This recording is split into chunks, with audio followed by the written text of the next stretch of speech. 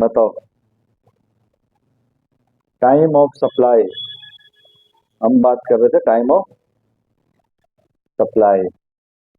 और TOS in case of goods of supply of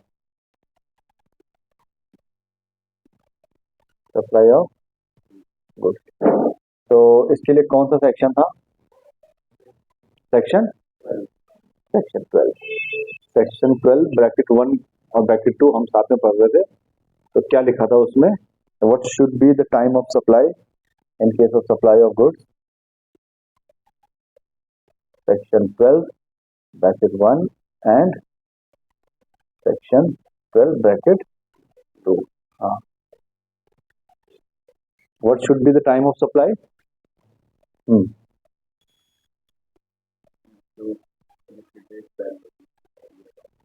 हाँ, earlier of किस किस में से अर्लियर? हाँ,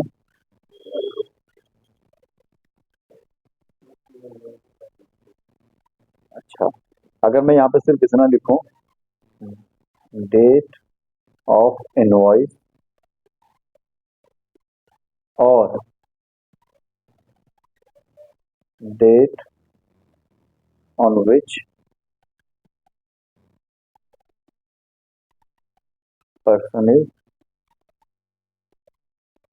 person required to issue invoice, ठीक है, which ever is earlier.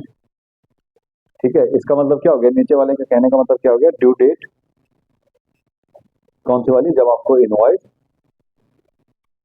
Raise करना है, इनवॉइस की क्या रहेगी? Due date. ये कंडीशन नहीं थी इसमें कि डेट ऑफ इनवॉइस या वो डेट जब तक उसे इनवॉइस इश्यू करना है, दोनों में से जो पहले रहेगी। अब ये जो थी, ये वाली जो कंडीशन थी, इसके लिए हम गए थे कहा? सेक्शन 31 पे गए थे, नहीं गए थे?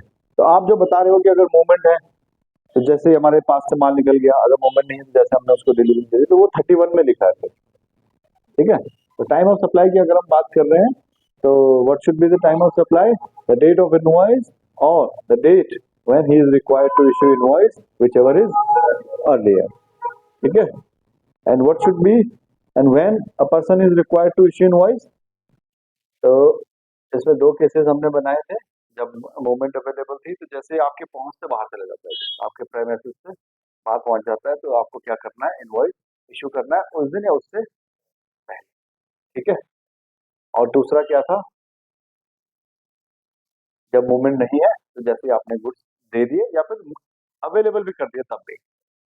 जैसे एग्जांपल हमने क्या लिया था कि अगर हमने कंप्यूटर बनाया, उसने मुझे असेंबल करने के लिए दिया और मैंने असेंबल कर लिया, तो जब मैंने उसे बोला आके चेक कर लो, जिस दिन उसने आके चेक कर लिया, ओके कर लिया, तो वो क्या हो जाएगी? मेरी टाइम ऑफ सप्लाई हो जाएगी। ठीक है, मतलब मुझे उस दिन क्या करना पड़ेगा? वही मेरी डेट मान ली जाएगी। ठीक है, इतना क्लियर हो गया? ये तो कल कल ही किया था हमने, है ना?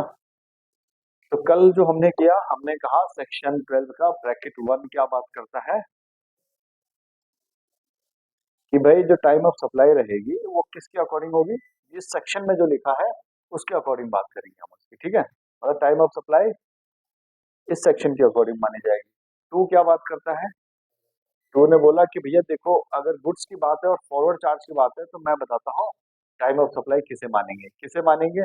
इनवॉइस की डेट, या जिस दिन हमें इनवॉइस इशू करना है वो जो डेट है, मतलब कंपलसरी है कि इस डेट तक आपको इनवॉइस इशू करना पड़ेगा, वो डेट दोनों में से जो भी पहले हो। ठीक है, जैसे हमने एग्जांपल दिया था, हमने क्या करना है? जैसे मैंने गुड्स आज भेज रहा हूँ, ठीक है, तो मुझे इनवॉइस आज तक बनाना ही पड़ेगा। हो सकता है मैंने कल बना के रख लिया हो, तो टाइम ऑफ सप्लाई क्या माना जाएगा? कल की मानी जाएगी। ठीक है, क्लियर? और मैक्सिमम इनवॉइस कब तक इशू करना है? बेसिकली जब आपके यहाँ से गुड्स निकल रहा है, या जब वो क्या था, मेड अवेलेबल वाला जो केस था, जब मैंने उसे चेक वेक करवा लिया, भाई अब सामान तेरा हो गया, बात। ठीक है, इतना क्लियर हो गया? ये वाला पॉइंट तो क्लियर था ना? ये तो कल ही कर लिया था। अगला पॉइंट आओ, क्वेश्चन नंबर 2 है, explain TOS in case of additional consideration. TOS in case of additional consideration, ठीक है। तो क्या कहता है, the time of supply to the extent it relates to an additional and the value of supply by way of interest, late fee, penalty or delayed payment or any consideration shall be the date on which the supplier receives such addition in value। ठीक है, कहने का मतलब क्या है, जैसे suppose करो for example, अरे यार आपको तो दिखेगा नहीं वहां पे, अब मैं वैसे ही बता देता हूँ। अगर सपोज करो आपने क्या किया है, मिस्टर ए को गुड्स सोल्ड किए हैं रुपीज कितने के, 5 लाख के, ठीक है।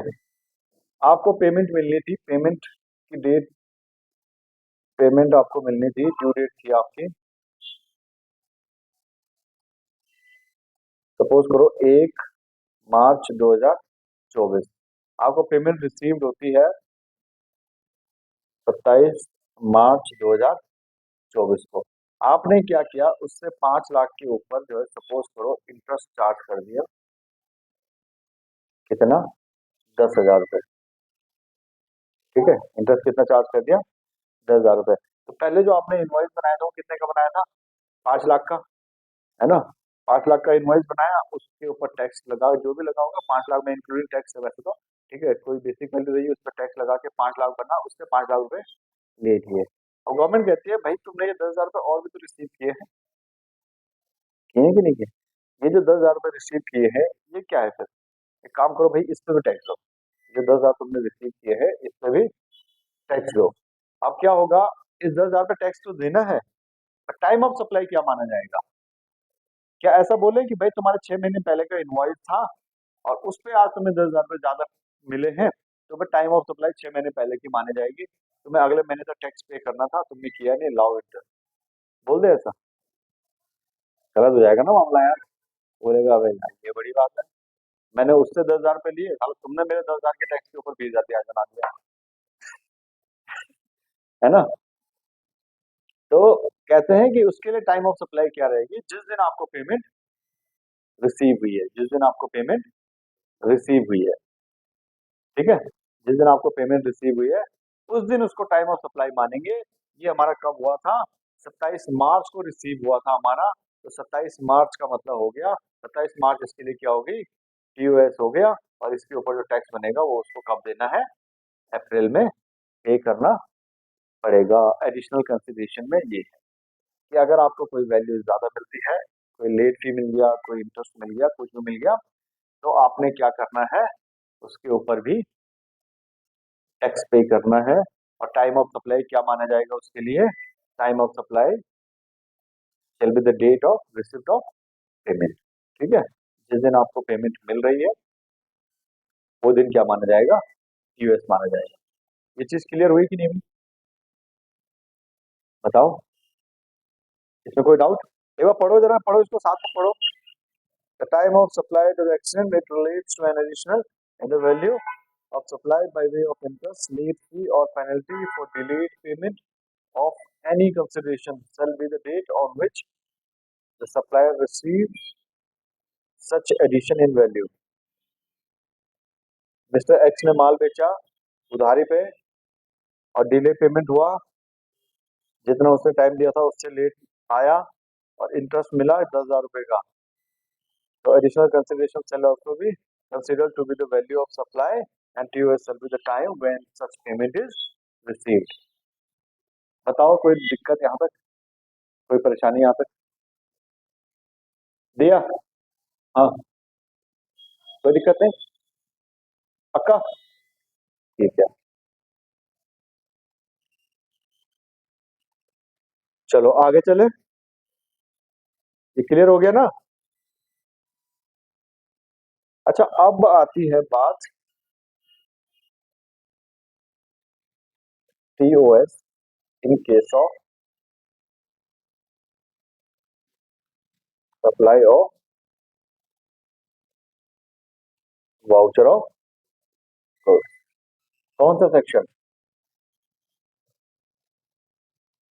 Section 12 bracket 4, very good. Section 12 bracket 4। अच्छा देखो वाउचर क्या होता है, आप लोगों को पता है वाउचर क्या होता है आकाश? वाउचर क्या होता है?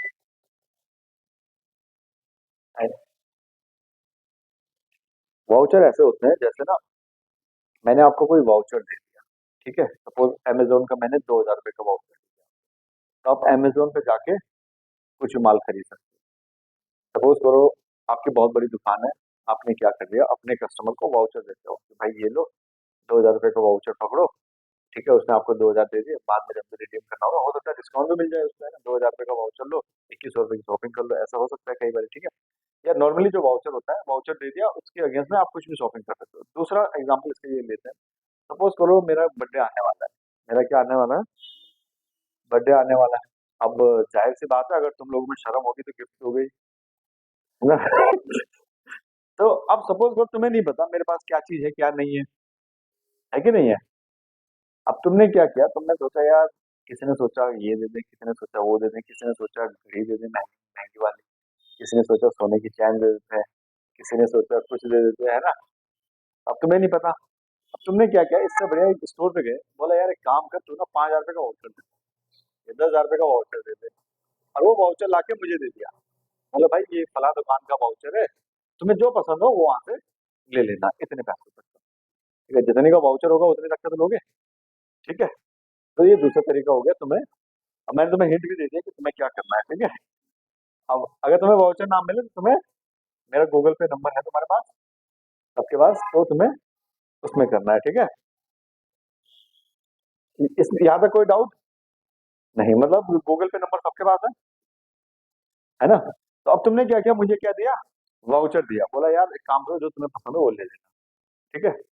अब इसमें क्या हो सकता है, अब टैक्स तो इसके ऊपर भी लगेगा ना, जब मैं सामान लूंगा या जो भी सिचुएशन में आगे बता रहा हूँ टैक्स लगाना पड़ेगा। तो टाइम ऑफ सप्लाई क्या रहेगी वाउचर के लिए, वाउचर में दो चीजें हो सकती हैं, वाउचर में दो चीजें हो सकती हैं।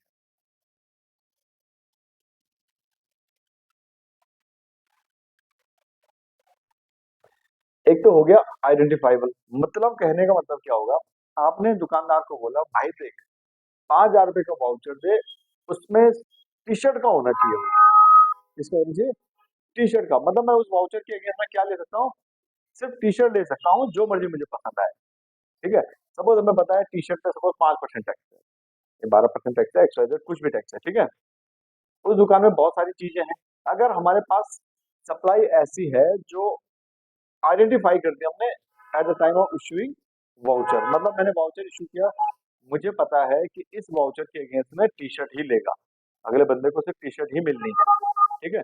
हमें पता है टी शर्ट के ऊपर क्या टैक्स रेट चल रहा है, तो इसके लिए टीओएस क्या रह जाएगा, date of issue of voucher, ठीक है। और इन ऑल अदर केसेस, बंद कर दो उसको ना, क्या पता,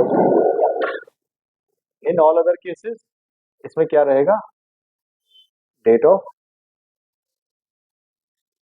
डेट ऑफ सप्लाई कह सकते हैं, या आप कह सकते हो जब ये वाउचर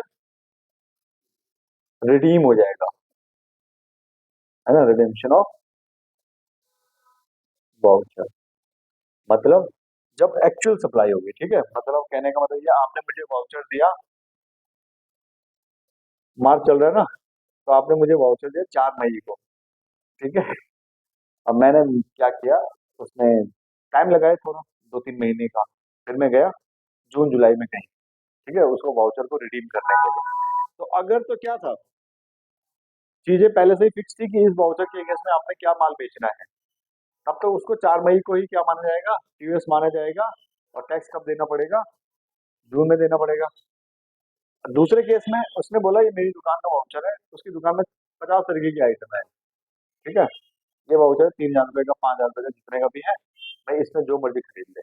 अब उसमें पता तो है नहीं भाई वो क्या खरीदेगा, हो सकता है वो 5% वाली खरीद ले, हो सकता है वो 28 वाली खरीद ले, उसकी दुकान में तो सारी आइटमें पड़ी हैं। तो इसलिए बोला गया जब वो रिडीम कर देगा, ठीक है, जब वो वाउचर यूज हो जाएगा, तब उस दिन क्या माना जाएगा, उसकी टाइम ऑफ सप्लाई माना जाएगा। समझ गए, क्लियर, इतना क्लियर हो गया वाउचर के केस में। दो चीजें, या तो आपको पता होगा कि सप्लाई किस चीज की होनी है, या फिर आपको पता नहीं होगा सप्लाई किस चीज की होनी है। अगर पता है तो जिस दिन वाउचर इशू किया उसी दिन लाओ टैक्स। ऐसे तो आ गए ना तुम्हारे पास, लाओ टैक्स, है ना। तुम्हारे पास गवर्नमेंट बोलेगी तुम्हारे पास आ गए तो हमें देने में क्या दिक्कत है, दो। ठीक है।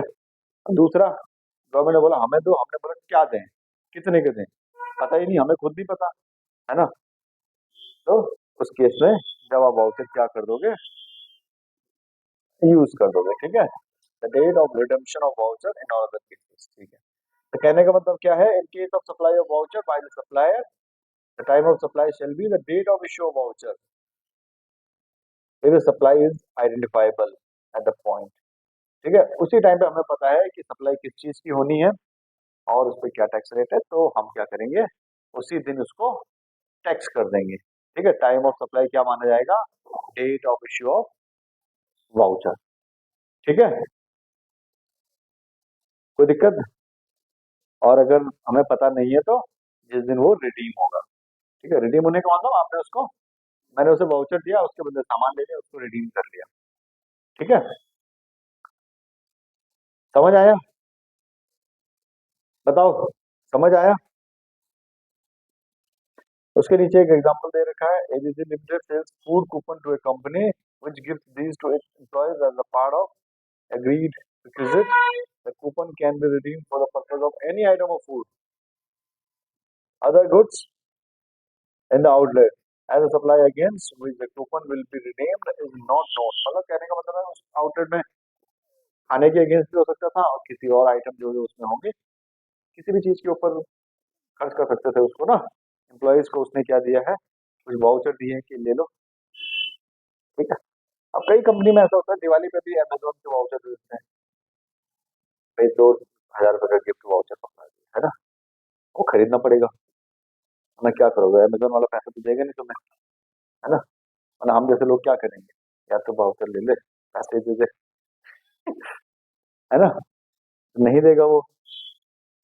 तो समझ गए, अगर चीजें पता है आपको कि भैया क्या बेचना है हमने, मतलब क्या बिकेगा इसके अगेंस्ट में, तो जिस दिन वाउचर इशू किया है उसी दिन क्या कर दो, टाइम ऑफ सप्लाई माना जाएगा, उसके अगले महीने शरीफों की तरह टैक्स पे कर देना। अगर पता नहीं है तो फिर मत पे करो, इंतजार करो सामने वाले का, जब तक वो आता है तब तक इंतजार करो, जब आ जाए, जब चीजें खरीद ले, तब उसको क्या कर लो, टैक्स दे दो, गवर्नमेंट को टैक्स दे दो, मतलब। ठीक है। अब वाउचर लेके नहीं आया तो फिर तो भैया देखो उसकी गलती है। उसको- नहीं देखो, अगर आइडेंटिफाई है तब तो उसी टाइम हो गया, और नहीं है तो फिर नहीं है, तो टैक्स क्यों देना है जब तक सप्लाई नहीं होगी तुम्हारी। पर ऐसा कौन करेगा जो नहीं लाएगा। देखो 2,000 रुपये का वाउचर मिलेगा मेरे को, तुम 4 तारीख को सुबह, तो मैं 4 तारीख को शाम से पहले पहुंच जाऊंगा दुकान पे। है ना। अब ऐसा कोई छोड़ेगा, नहीं छोड़ेगा ना। ऐसा तो है नहीं कि उसके बढ़ने हैं 2,000 के धीरे धीरे 3,000 हो जाएंगे, 4,000 हो जाएंगे, तब तो छोड़े भी, भाई वैल्यू तो कम ही होगी। भाई समझो ना, आज जो शर्ट है, तुम्हें मैंने 2,000 रुपये का वाउचर आज दिया, आज जो शर्ट 2,000 रुपए की है, तुम्हें नहीं लगता कि अगर तुमने वाउचर 1 साल अपनी जेब में रखा तो वाउचर तो 2,000 का ही रहेगा, और अगले साल वो शर्ट तुम्हारी 2,000 वाली 3,000 की हो जाएगी। अब हो सकता है कुछ पे रहे कुछ पे ना रहे, हमारा उससे मतलब नहीं है, हमारा तो सिर्फ रिडेम्पशन का है, वो तो कंपनी जाने, कस्टमर जाने। ठीक है। पर ऐसा डेट रखेंगे नहीं वो कि इतने दिन से पहले आपको रिडीम करना है, अगर कैश वाउचर है ना। ठीक है। तो कहने का मतलब अगर आप यूज नहीं करोगे तो नुकसान आप ही का है। फिर अगले साल फिर उस टी शर्ट की एक स्लीव्स काट के लेनी पड़ेगी, भाई ये ले 1,000 रुपए की स्लीव्स काट ले, है ना। अच्छा वैसे देखो, डेफिनेशन क्लॉज हम बात कर रहे थे ना, तो जैसे इसमें एज पर सेक्शन 211(8), ठीक है, सेक्शन 2 सब क्लॉज 118, वाउचर का मतलब क्या है वो इसमें एक बार पढ़ लो।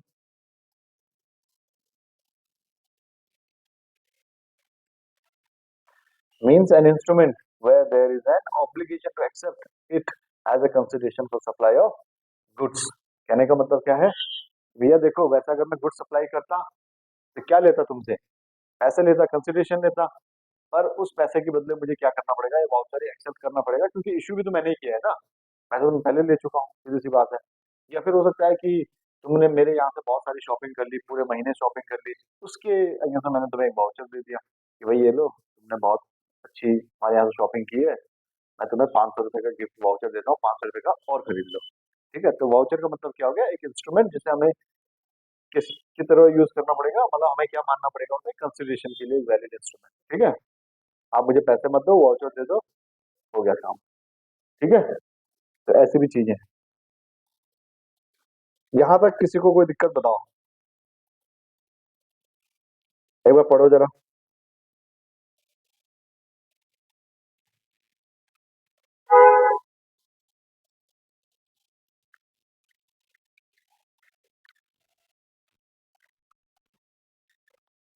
कोई डाउट?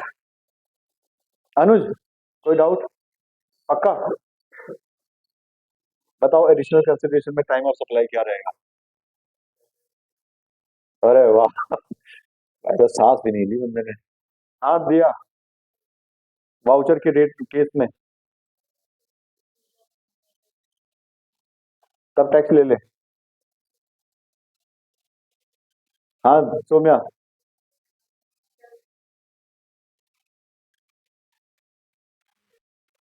तब ले ले। रोहित, हाँ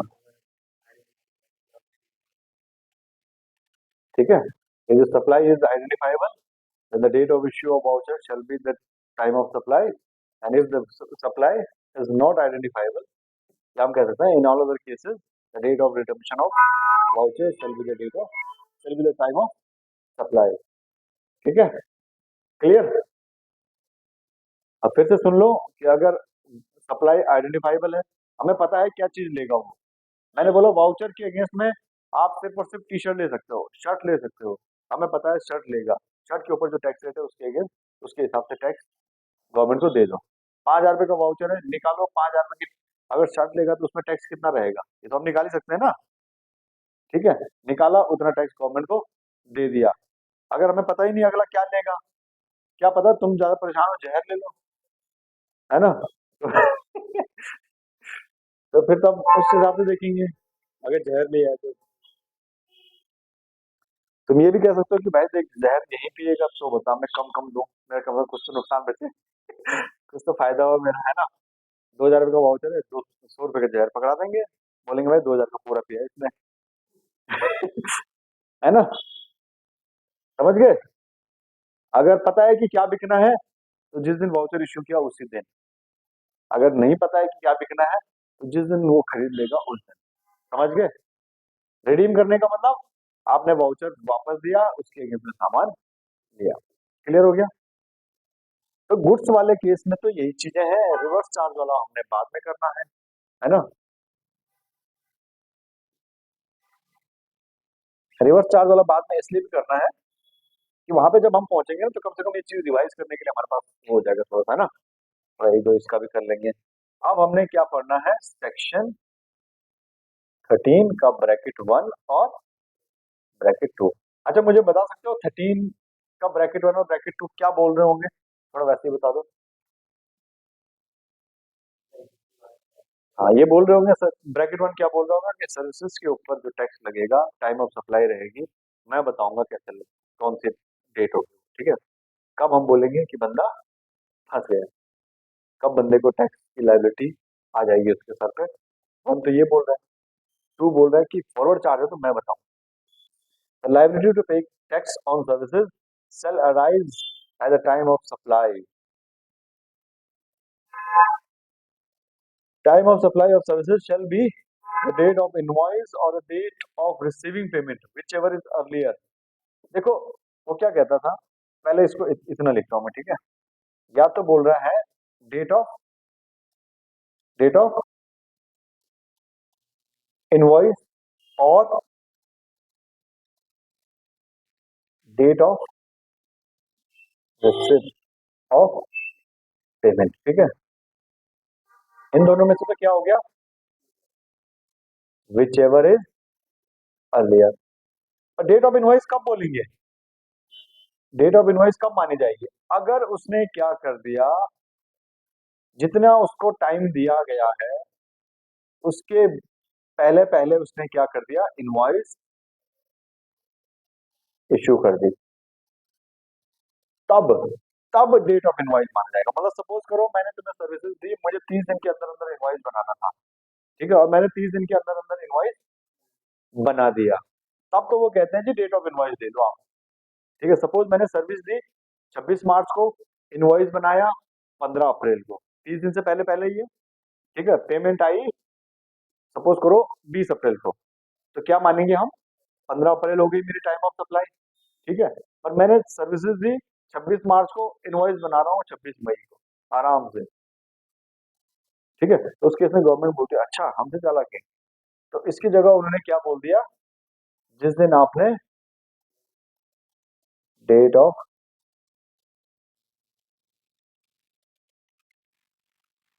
रेंडरिंग सर्विस, जिस दिन आपने क्या कर दिया, सर्विस रेंडर की है, उस दिन को ले लो आप। समझ गए मतलब। अब देखो ऐसे, देखो आगे पढ़ो पहले इसको, फिर उसके बाद इसको और डिस्कस करते हैं।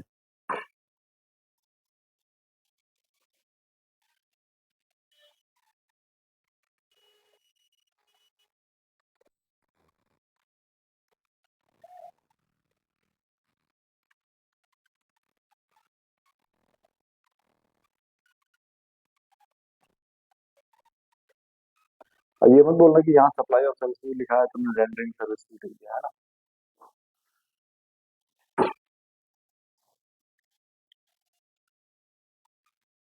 कहने का मतलब क्या है, देखो फिर से समझो इसको, आराम से समझो, कहीं ऐसा ना हो कि तुम उल्टी कर दो। ये है मिस्टर पी, ये है मिस्टर पी, इन्होंने क्या किया, सर्विसेज दी है किसको, मिस्टर ए को, किसको दी, मिस्टर ए को। तो चलो अब तुम्हारे वाले बात कर लेते हैं, date of supply of service है 26 मार्च, कब है, और date of issue of invoice ये है, एक केस में है 15 अप्रैल, दूसरे केस में है 20 अप्रैल, और तीसरे केस में है 15 मई। ठीक है, 3 केस हो गए। अब है date of receipt of payment, 3 चीजें हो गई। अच्छा, एक केस में है 14 अप्रैल, एक केस में है 25 अप्रैल, और एक केस में है 27 मार्च। ठीक है, इतनी चीजें समझ आई नहीं आई। ठीक है, अब मुझे बताओ पहले केस पे आओ, पहला यहां तक आना है आपने। ठीक है, ये 26 मार्च को मैंने क्या की, सर्विस दी, 15 अप्रैल को इनवॉइस बनाया, और 14 अप्रैल को पेमेंट आ गई, 14 अप्रैल को पेमेंट आई है। अब मुझे बताओ इस केस में टाइम ऑफ सप्लाई क्या रहेगा, क्या रहेगा, 14 अप्रैल। क्यों रहेगा 14 अप्रैल, क्योंकि हमने देखा कि भैया 26 मार्च को मैंने क्या किया था, सर्विसेज दी थी। ठीक है, और 15 अप्रैल को मैंने इनवॉइस बना दिया था, मतलब एक महीने से पहले पहले बना ही दिया था ना। समझ गए, तो अब मैंने टाइमली इनवॉइस बना दिया है।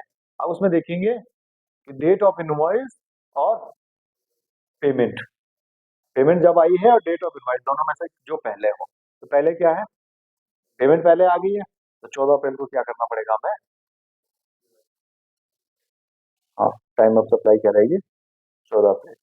ठीक है, और दूसरे केस में मैंने सर्विसेज दी 26 मार्च को, इनवॉइस बना दिया 20 अप्रैल को, और पेमेंट आई मेरी 25 अप्रैल को।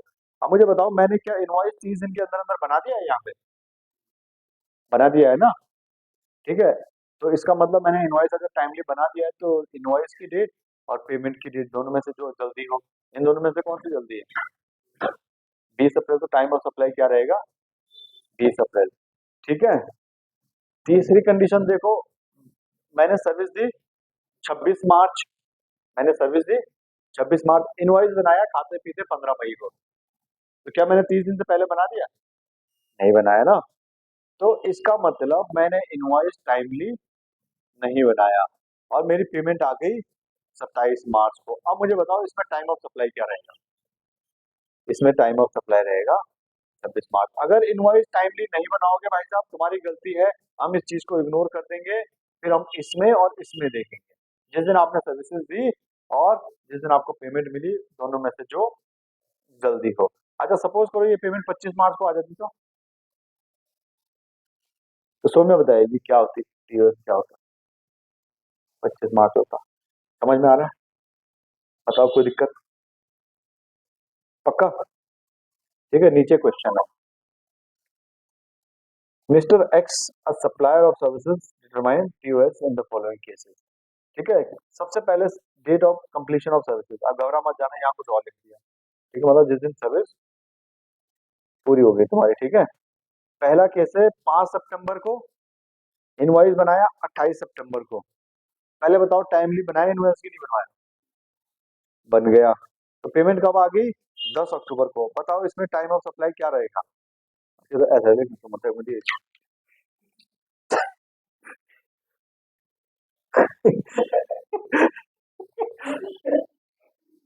है ना, तो आगे ही आंसर लिखा हुआ है। चलो ठीक है, फिर भी प्रैक्टिस है ना। अब जिसको पूछूंगा मेरी तरफ देखिएगा, ठीक है? निगाहें इधर, पास ऑफ डेट याद करी। ठीक है, दिया नहीं सौम्या पहले इनवॉइस, नहीं डेट की सर्विस पूरी हुई 5 सितंबर को, इनवॉइस बनाया 8 अक्टूबर को, इनवॉइस बनाया 8 अक्टूबर को, पेमेंट रिसीव हुई है 3 सितंबर को, और आधी रिसीव हुई है 20 सितंबर को। हाँ मरी। अब बताओ क्या किया जाए?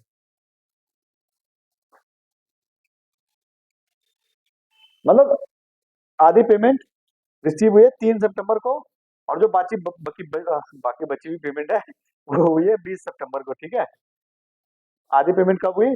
3 सितंबर को, बाकी बची हुई 20 सितंबर को। सर्विस मैंने दी 5 सितंबर को। ठीक है, इनवॉइस बनाया 8 अक्टूबर को। पहले तो ये बताओ 5 सितंबर को मैंने सर्विस दी, 8 अक्टूबर को इनवॉइस बनाया, क्या मैंने टाइमली इनवॉइस बनाया कि नहीं बनाया? ठीक है, नहीं बनाया। कैसे? 5 सितंबर से 8 अक्टूबर बनाया? नहीं बनाया ना। तो इसका मतलब डेट ऑफ इनवॉइस को तो काटा मार दो। अब बात करते हैं किसके? जिस दिन सर्विस रेंट दी है हमने, सप्लाई ऑफ सर्विसेज, और जिस दिन हमें पेमेंट मिली है। तो वो कह रहा आधी पेमेंट तो कब मिली? 3 सितंबर को। सर्विस कब दी? 5 सितंबर को। एक काम करो, जो 3 सितंबर को पैसा आया उसमें से 3 सितंबर को पेमेंट टैक्स दे दो, और बाकी जो 5 सितंबर को आया पैसा, एक आया 20 सितंबर को, और इनवॉइस बनाया था सर्विस रेंडर की थी 5 सितंबर को, तो बाकी पे कब दे दो? 5 सितंबर को दे दो। ठीक है, यही लिखा हुआ था उसमें ना। अच्छा अब देखो काका, 5 सितंबर को सर्विस दी, 8 अक्टूबर को बिल बनाया, और 25 सितंबर को पेमेंट आ गई। 5 सितंबर सर्विस दी, 5 सितंबर सर्विस दी, और 8 अक्टूबर बिल बनाया, और पेमेंट कब आ गई? 25 सितंबर को पेमेंट आ गई। बताओ, ये भाई साहब ये खतरनाक बंदा है। ठीक है, अब ऐसे आकाश, 5 सितंबर को सर्विस दी, 3 अक्टूबर को इनवॉइस बनाया, 20 सितंबर को पेमेंट आ गई। कौन सी? 20 सितंबर। ठीक है, यहाँ तक क्लियर हो रहा है? बताओ। अब ये मत बोलना कि जो पैसा आया हमें पता नहीं था किस चीज का है, ऐसा कभी नहीं होता। ठीक है, सर्विसेज की केस में कभी ऐसा तुमने किया ये ले 50,000 पकड़ ले, बाद में बताऊंगा किस चीज की है। ठीक है, ऐसा किया कभी वैसे? एक बार करके देखो, बड़ा मजा आता है। मेरे को देखिए देखो। है ना। अच्छा अब कहता है मिस्टर एक्स जो है सप्लायर ऑफ सर्विसेज है, उनका टीवीएस बताओ। 1 अगस्त को सर्विस पूरी हुई, 20 अगस्त को इनवॉइस बनाया, पेमेंट आई 18 अगस्त को। कौन बताएगा? 1 अगस्त को सर्विस दी, 20 अगस्त को इनवॉइस बनाया, और 18 अगस्त को पेमेंट आई। 18 अगस्त। इसका मतलब तुम्हें चीजें समझ आ गई है ना? इसमें कोई दिक्कत है नहीं तुम्हें, मुझे लग रहा है कोई दिक्कत? वैसे इसमें दिक्कत वाला कोई काम भी नहीं था। था? नहीं था ना? चलो ठीक है। अब अगला देखते हैं, कहता है कि अगर जो है एडिशनल कंसिडरेशन है, एडिशनल आपको एक्सेस अमाउंट मिला है, किसके केस में? सर्विसेज के केस में। किसके केस में? सर्विसेज के केस में। तो पहले तो मुझे सेक्शन बताएगा, कौन बताएगा? एडिशनल कंसिडरेशन के लिए गुड्स, गुड्स के केस में को क्या था?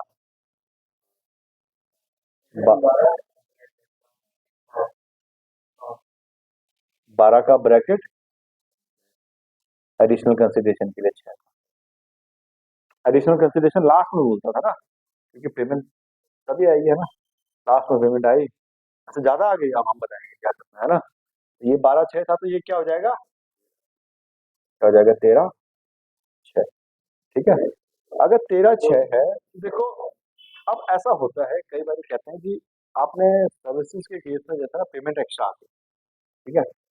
सपोज करो तुम्हारा 5,800 का बिल है, तुमने कितने दे दिए? 6,000 रुपये दे दिए। तुमने कितने दे दिए? 6,000 रुपये दे दिए। तुम्हारा क्या है? टेलीफोन का बिल है, तुमने 5,800 की जगह कितने दे दिए? 6,000 दे दिए, बोला रख ले बाद में देख लेंगे। ठीक है। जैसे सपोज करो फीस है 800, तुमने दे दी 1,000 रुपये, मैंने बोला बाद में वो खुले दे दूंगा, नहीं दी है। ठीक है। बाद में भूल गए, ऐसा हुआ था ना। तो अब उस केस में क्या होगा भाई साहब, मुझे ये बताओ, क्या मैं वो 200 रुपए के ऊपर भी टैक्स पे करूँ फिर से? ऐसा तो दिक्कत हो जाएगी। फिर तो बोला भाई किसी ने 1 रुपए भी दे दिया तब तो ऐसा मर गए, तो 1 रुपए के ऊपर टैक्स भरो पहले, है ना? तो कहने का मतलब ये है, सर्विसेज के लिए वो कहते हैं कि देखो अगर 1,000 रुपए तक की पेमेंट है ना, 1,000 रुपए तक की पेमेंट है, तो अगले महीने भी तो सर्विस लोगे भाई। बिजली आपने यूज करी, 1,000 रुपए ज्यादा पे कर दिए, 800 रुपए ज्यादा पे कर दिए। ठीक है। तो आपने देखा होगा कि अगले बिल में वो क्या आ जाते हैं, एडजस्ट होके आ जाते हैं ना। तो कहने का मतलब है अगर ऐसी चीजें हैं तो आप जो है अगली बिलिंग का यूज वेट करो। ठीक है। और उसको क्या कर लेना, तब कंसिडरेशन मान लेना, एडजस्ट कर लेना, फिर उसको क्या लगा देना, जो भी ट्रीटमेंट होगा उसका तब कर लेना। मतलब आपको उस टाइम पे कुछ करने की जरूरत नहीं है उसको। अगर पेमेंट कितनी है? 1,000 रुपए तक है, तो अगर उससे ज्यादा है तो भाई जिस दिन पैसा आया है उस दिन टैक्स दे दो, बात खत्म। ठीक है। 1,000 रुपए तक इग्नोर कर लो, 1,000 रुपए तक इग्नोर कर लो। ठीक है। तो एक बार जरा रीड करेंगे इसको। Wherever the supplier of services receives a payment up to 1,000 rupees in excess of amount indicated in the invoice, the time of supply to the extent of such excess amount at the option of the provider of taxable services shall be determined on the basis of invoice or completion of services as the case may be rather than the payment। कहता है payment का नहीं है, आप services दोगे, services जब आप दे दोगे तब उसमें कर देना, उस टाइम पे उसको टैक्स कर देना। कहने का मतलब है कि अगर आपने कितने रुपए, 200 रुपए ज्यादा दिए थे, मैंने आपको 1,000 रुपए की सर्विस दे दी, है ना? वैसे मुझे 1,000 रुपए लेने थे आपसे, 200 रुपए मैं पहले ले चुका हूँ, तो लूंगा कितने? 800 रुपए। इट मीन वो जो मैंने 200 रुपए एक्स्ट्रा लिया है उसमें मैं कब टैक्स दूंगा? जब मैं सर्विसेज दे दूँ। ठीक है। क्लियर हो गया? सर्विसेज के केस में इतनी सी बात ज्यादा लिखी। क्लियर? समझ गए?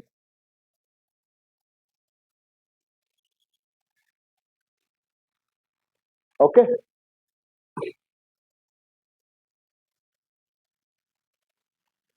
पर एक बात बताओ, ये तो एक्सेस पेमेंट था, चलो ठीक है।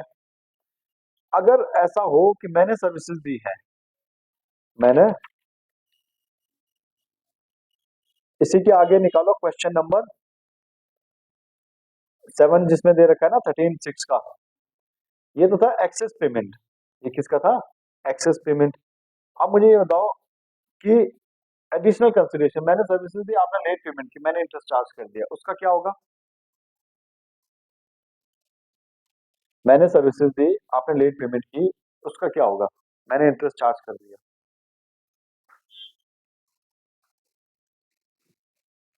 बताओ। एक तो था एक्सेस पेमेंट, ये है एडिशनल कंसिडरेशन। मतलब जो एक्सेस पेमेंट आया था वो तो आपने वापस करना था, वो तो आपने क्या करना था, वापस करना था। तो आप बोलोगे यार फिर उसको बोला क्यों, है ना, क्योंकि हमने क्या बोला था सर्विसेज के केस में, डेट ऑफ पेमेंट पहले देखी जा रही थी ना, डेट ऑफ पेमेंट और जो डेट ऑफ इनवॉइस है दोनों में से जो पहले हो, तो उसमें क्या हो जाता है, ये हो जाता है ना यार कि 1000 रुपये तुम्हारे पास आ तो गए एक्स्ट्रा, उस 1000 रुपये के ऊपर भी टैक्स दो। तो बोले नहीं, अगर 1000 रुपये तक एक्स्ट्रा आए हैं तो तब आपको एडवांस पे क्या करनी है, टैक्स देने की जरूरत नहीं है, आप इंतजार करो जब आप सर्विसेज दे दोगे तब आप क्या करना, उसको टैक्स कर देना, क्योंकि वो तो था एक्सेस अमाउंट। अब है एडिशनल कंसिडरेशन, मतलब वो आप अगले बिल में एडजस्ट नहीं करोगे, आप जो हम बात कर रहे हैं, भाई मैंने आपको सर्विसेज दी, आपने देने थे 800 रुपये, आपने 2 महीने लेट किया, मैंने 1000 बोल दिया बात खत्म, है ना। अब मैं जो 200 रुपये एक्स्ट्रा दिए क्या वो वापस दूंगा, नहीं दूंगा ना। तो इसका मतलब क्या हो जाएगा, एडिशनल कंसिडरेशन की केस में क्या हो जाएगा, जिस दिन आपने पेमेंट रिसीव की है उस दिन क्या मान लो उसे, उस दिन क्या कर लो, टैक्स कर लो। एक बार पढ़ो जरा।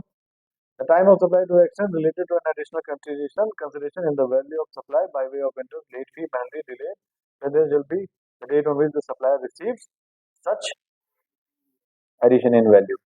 ठीक है, दोनों में सेम है, गुड्स में भी सेम है, सर्विसेज में भी सेम है। क्लियर हो गया, एक्सेस पेमेंट और एडिशनल कंसिडरेशन में फर्क पता चल गया।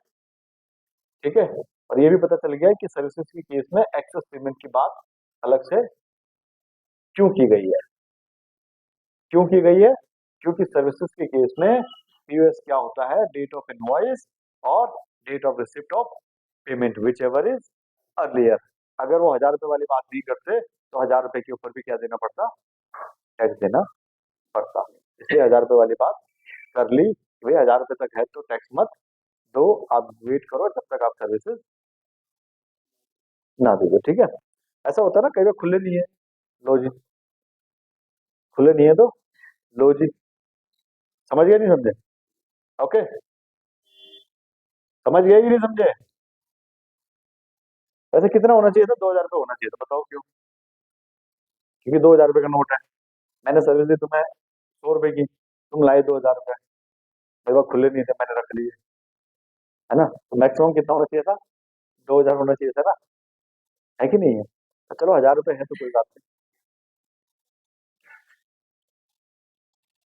अच्छा ये पता चल गया कि एडिशनल कंसिडरेशन जब आपको पेमेंट मिली है तब उसको क्या कर दो, टैक्स कर दो, तभी क्या माना जाएगा, टाइम ऑफ सप्लाई माना जाएगा। सिंपल सी बात है ना। और सपोज करो हम पहले कैसे टैक्स कर लें उसको यार, हमें पक्का थोड़ी पता कि तू लेट करेगा और इंटरेस्ट देगा, है ना। अब ऐसे भी सही नहीं है कि बाद में इंटरेस्ट मिल गया तो अपना उसको क्या कर दिया, बोल दिया कि बैक डेट से कैलकुलेट करो, ऐसा नहीं चलेगा ना। बैक डेट से कैलकुलेट करने पे तो बेचारा मर जाएगा वो, तब होगा खाए पिए कुछ नहीं, गिलास थोड़े 12 आना। तो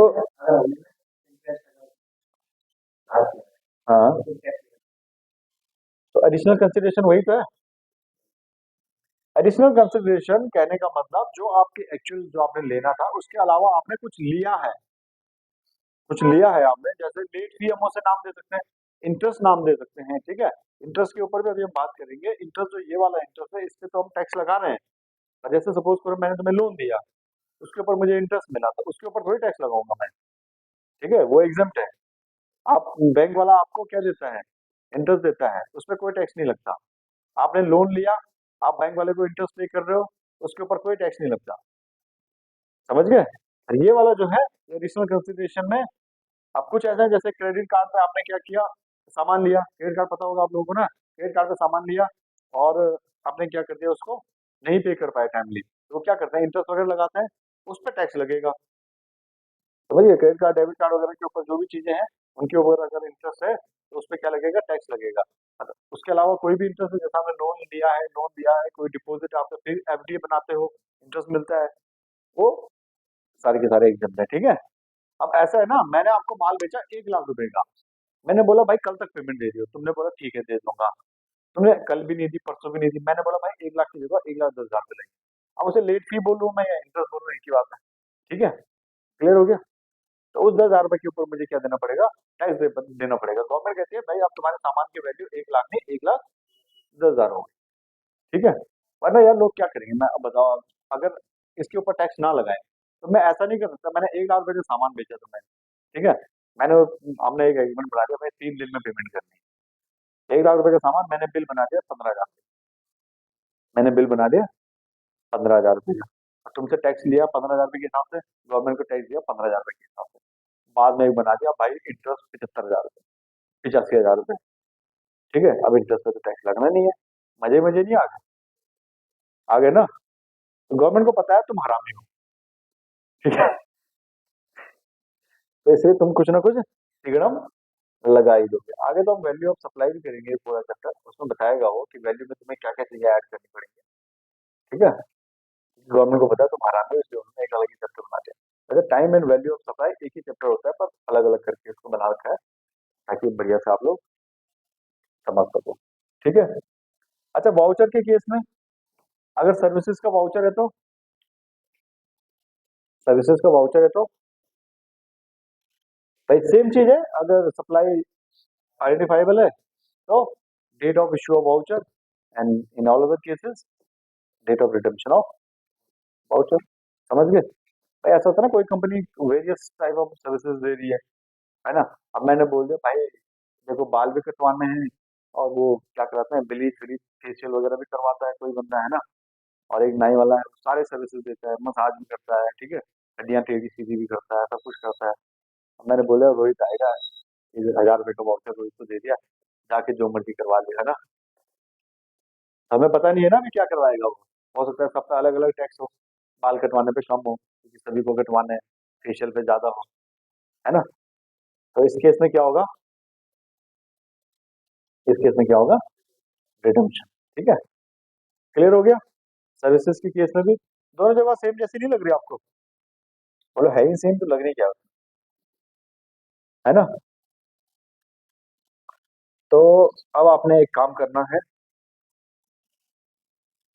पहले तो टीयूएस निकाल दिया जाए, और इसमें एक आधे क्वेश्चन है जिसमें और भी चीजें आ रही है, ठीक है। अब मुझे वैसे ही बताओ, चलो ठीक है, वैसे ही बात करते हैं, यहाँ से चलते हैं। 12 ब्रैकेट 1 किस चीज की बात करता है, कि टीयूएस किसके केस में, गुड्स के केस में क्या होगा, मैं बताऊंगा। कौन बताएगा, ये बताएगा। हमने बोला बताओ, तो इतने में कौन आ गया, ब्रैकेट 2 आ गया। बोला फॉरवर्ड चार्ज, अब ये गुड्स की बात चल रही है, ठीक है। बोला फॉरवर्ड चार्ज, हमने कहा हाँ। बोला मैं बताऊं, ठीक है, हमने कहा बताओ, पता चल गया। फिर हमने बोला फिर रिवर्स चार्ज के बारे में कौन बताएगा, फिर कौन आ गया, ब्रैकेट 3 आ गया। अच्छा, हमने कहा मुझे वाउचर मिला है, उसके लिए कौन बताएगा, ब्रैकेट 4 बताएगा। हमने कहा हमें पता ही नहीं चल रहा, तुम लोग क्या बोल रहे हो, कौन आ गया, ब्रैकेट 5। मैंने बोला इनके बस की थोड़ी है कुछ, मेरे पास आओ, ठीक है। कहीं से पता चल गया कि गरीब आदमी के घर में 2 पैसे ज्यादा आए हैं, तो कौन आ गया, ब्रैकेट 6 आ गया, कि 2 पैसे ज्यादा आए हैं। एडिशनल वैल्यू क्यों लिख रहा हूँ, एडिशनल कंसिडरेशन, ठीक है, इतना पता चल गया। अच्छा, अब यहाँ सर्विसेज के लिए, सर्विसेज के केस में ये किसका था, गुड्स का था। 13 और 1 क्या बोल रहा है, मैं बताऊंगा सर्विसेज के बारे में। 13(2) ने क्या बोला, फॉरवर्ड चार्ज के बारे में, मैं बताऊंगा। हमने कहा रिवर्स चार्ज कौन आया, 13(3) आया।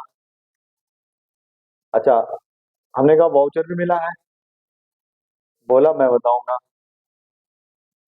बोला हमें समझ ही नहीं आया, हम है ना, हम बताएंगे समझ नहीं आया तो, ठीक है। और वही बात, गरीब के घर में 2 पैसे ज्यादा आए तो ब्रैकेट 6 आ गया। तो यहां तक चीजें याद हुई कि नहीं हुई, ठीक है। अगर तुमने यहाँ पे भी ध्यान से सुना होगा और किया होगा, मन लगा के, और घर में खाली उल्टी उल्टी नजर भी मारी होगी, तो मुझे लगता है तब भी याद हो गया होगा, है ना। नहीं हुआ, सही बताओ, घर में पड़ा था वैसे, बिल्कुल नहीं। अच्छा, क्वेश्चन कर रहे थे परसों वाले, वो पूरे नहीं हुए, बहुत है। डेप्रिसिएशन तो देखो ऐसा होगा ना, मैं बताता हूँ आपको। अब डेप्रिसिएशन यार वैसे इधर का तो चैप्टर है ही नहीं, उसमें डेप्रिसिएशन में कॉस्ट में लिया था, ऐसा कोई क्वेश्चन था कि कॉस्ट किया मतलब बोला हो कि कॉस्ट में इतना प्रॉफिट है और उसमें डेप्रिसिएशन भी दिया हो, प्लांट एंड मशीनरी थी उसका डेप्रिसिएशन दिया होगा, फिर बोला होगा आइटम की कॉस्ट बताओ, फिर कॉस्ट में डेप्रिसिएशन को ऐड किया होगा, है ना। तो कॉस्ट में जो है डेप्रिसिएशन ऐड होता है, उस क्वेश्चन में तो डेप्रिसिएशन सीधे सीधे दिया रहा होगा, या तो परसेंटेज दी रही होगी, परसेंटेज दी रही होगी ना, इतना परसेंट उसमें डेप्रिसिएशन लगाओ। तो वैसे इनकम टैक्स क्या करता है, डेप्रिसिएशन के ना उसमें परसेंटेज फिक्स कर रखे हैं, भाई इतना परसेंट लगाओ, ठीक है। वरना क्या होगा, देखो सपोज करो एक हमने गाड़ी ली बिजनेस के लिए, ठीक है, हमने गाड़ी ली बिजनेस के लिए, सपोज वो गाड़ी चल रही है 10 साल, वो गाड़ी चल रही है 10 साल, वैसे वो हमारा क्या है, एसेट्स है, कैपिटल एक्सपेंडिचर। डेप्रिसिएशन मतलब उसकी वैल्यू कम होगी धीरे धीरे, उसकी वैल्यू क्या होगी कम होगी, और जो जितनी वैल्यू कम होती रहेगी हर साल उतना हम प्रॉफिट एंड लॉस में डेप्रिसिएशन के नाम से डालते रहेंगे, वो खर्चा हो गया हमारा एक तरीके से, ठीक है। अब वैसे उसकी लाइफ कितनी है, 10 साल, गाड़ी है 10 लाख रुपए की, ठीक है। तो मोटा मोटी अगर हम ज्यादा कैलकुलेशन में न जाए तो 1 लाख रुपए साल का क्या है, खर्चा है, ठीक है। वैसे तो परसेंटेज के हिसाब से तो अलग अलग वैल्यू बनेगी, ठीक है। पहले सपोज करो अगर 10% भी मान लेते हैं, 15%, 10% मानते हैं वैसे, तो पहले साल 1 लाख रुपए कम हो जाएगा 10% का, 1 लाख रुपए, एक 10 लाख का 10% कितना हो गया, 1 लाख रुपए, अगले साल कितनी बच गई, 9 लाख रुपए, फिर 10% 90 हजार कम होगा, ऐसे करके कम होता रहेगा। पर हम ऐसे ही मान लेते हैं रफली, 10 लाख रुपए की गाड़ी है, हर साल लाख लाख रुपए का डेप्रिसिएशन 10 साल में खत्म हो जाएगी, ठीक है। एक तो ये हो गया ईमानदारी वाली तरीका, चलो भाई ठीक है। अच्छा हमें क्या करना था, प्रॉफिट कम करना था, हम गए हमने बोला गाड़ी 10 साल, हाँ, मैं तो 6 महीने चलाता हूँ मैं खाली, इतनी रफ चलाता हूँ, इतनी रफ चलाता हूँ, गाड़ी की ऐसी तैसी 3 महीने में खत्म हो जाती है, 6 महीने तो घर वालों के डर से चलाता हूँ, है ना। तो तुमने क्या कर दिया, सारा का सारा 10 लाख रुपए का डेप्रिसिएशन ठोक दिया, और एसेट्स की वैल्यू जीरो कर दी, सारा का सारा पीएनएल में डाल दिया, गलत नहीं हो गया। अगला आया 6 महीने, भाई साहब मैं तो 6 दिन चलाता हूँ खाली गाड़ी, है ना। पता नहीं कितनी गाड़ियां मैंने ऐसे ठोक दी, ये लो और मार के आगे, ठीक है। और किसी को प्रॉफिट बना था, बोला मैं भाई साहब पर्दा ही नहीं उठाता गाड़ी के ऊपर से, मेरी तो चलेगी 100 साल, ठीक है। तो ऐसे में क्या होगा, दिक्कत आ जाएगी ना। इनकम टैक्स ने बोला यार ये तो बड़ी दिक्कत वाला काम है, कोई गाड़ी 6 महीने चला रहा है, कोई 6 साल चला रहा है, कोई 10 साल चला रहा है ना। तो हम बताएंगे भाई साहब कितना करना है तुमने माइनस, तो जैसे इनकम टैक्स ने बोल दिया भाई 15%, डेप्रिसिएशन वैसे हमें उस हिसाब से चार्ज करना है। पर आपका जो क्वेश्चन था वो ये था कि डेप्रिसिएशन वैसे यूजफुल लाइफ के हिसाब से चार्ज होता है, डेप्रिसिएशन क्या होता है, फिक्स एसेट है, उसकी वैल्यू धीरे धीरे कम होती जाएगी, जो वैल्यू कम होती जा रही है वो हमारे पीएनएल में चली जाएगी। और डेप्रिसिएशन जब किसी प्लांट और मशीनरी वगैरह चीजों पर लग रहा है एसेट्स पे, तो डेप्रिसिएशन भी कॉस्ट में ऐड होता है, ये हमारा मेन पॉइंट, ठीक है। डेप्रिसिएशन भी कॉस्ट में ऐड होगा, ठीक है। ये क्वेश्चन था। और हम किस चीज की बात कर रहे थे, यही बात कर रहे थे।